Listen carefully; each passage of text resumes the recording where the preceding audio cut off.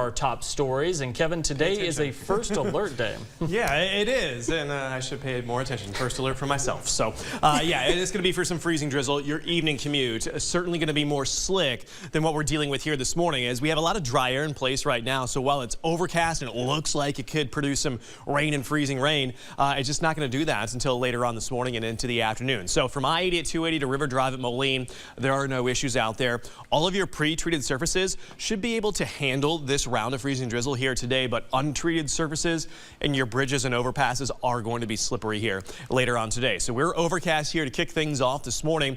That's kind of holding temperatures fairly steady now. If we had clear skies, we'd probably be down in the single digits, but not the case right now. We're hanging on to 20 in Mount Carroll. It's 23 in Muscatine and 24 as you head out in Burlington. Now we have these east and northeast winds. That is part of the reason why we have some dry air at the surface. So as rain is falling from the clouds, it's all evaporating before it reaches the surface, and that's leading to our cloudy and dry start here today. But it is producing wind chills as cold as 3 degrees in Galena, 15 in Princeton, 13 in Galesburg. So yes, it's a cold morning. You want to layer up if you're out and about for more than just a few minutes.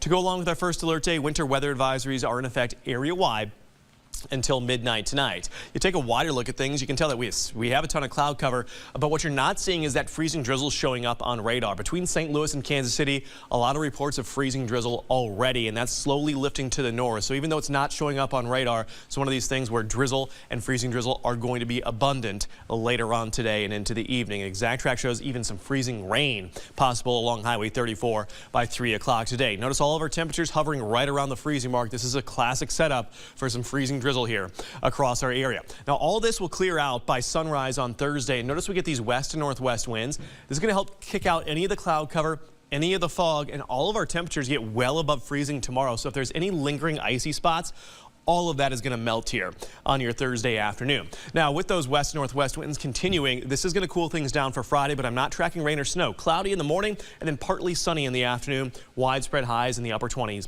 and low 30s. All of our attention then starts to focus on Saturday, where we have a system rolling into the Midwest. Our long-range models continue to project rain and snow possible across our area. That being said, we are starting to see some signs of some colder air working into the mid-levels of this system, which means we could be trending towards maybe some accumulating snow here for some of our northern counties on Saturday. That's why we have the early first alert out. Now, as you head into next week, it's back to more typical February temperatures with sunshine and widespread highs in the 20s and 30s.